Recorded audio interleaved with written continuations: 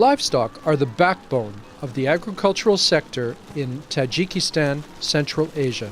When a serious disease called brucellosis infected almost 9% of herds, it caused untold hardship for poor farm families. State animal health services were not functioning. It fell to the nation's veterinarians to set up private practices and rescue the situation.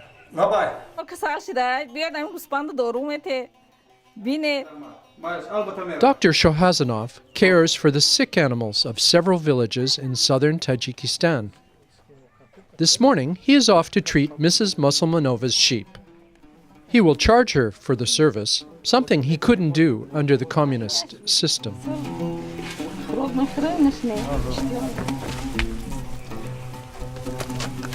During the Civil War, the government veterinary services nearly collapsed. So FAO came in to help us deliver services in a timely manner. Now I get support from my own association, and I get medicines on credit from their drugstores. That's why I choose to be a private vet.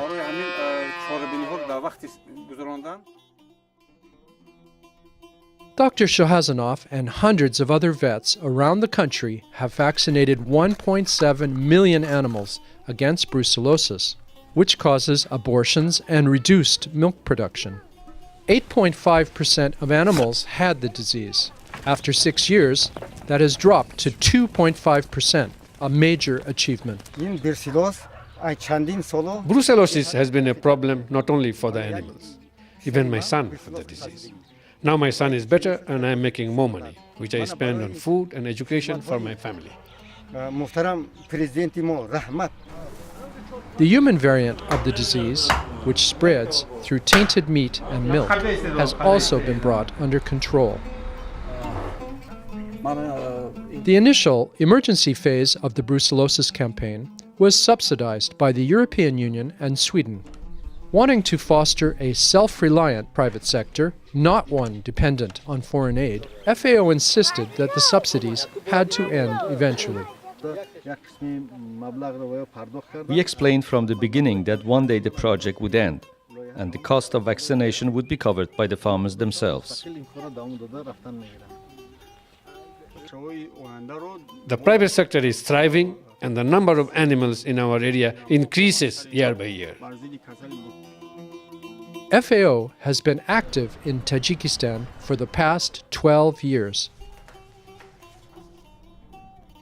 My mandate was to basically look as to how we can move away from emergency to more rehabilitation and development. We have been tasked by the government and by the donors to lead all the 6 working groups that deals with agriculture, water, land reform, local governments, alternative financing, social protection of rural areas. We are working closely with representatives of donor community and trying to coordinate the whole, facilitate and coordinate the whole reform process in a manner that we can bring a reform agenda for Tajikistan that is, first of all, implementable, doable, feasible, but can bring some radical positive changes in the agriculture sector.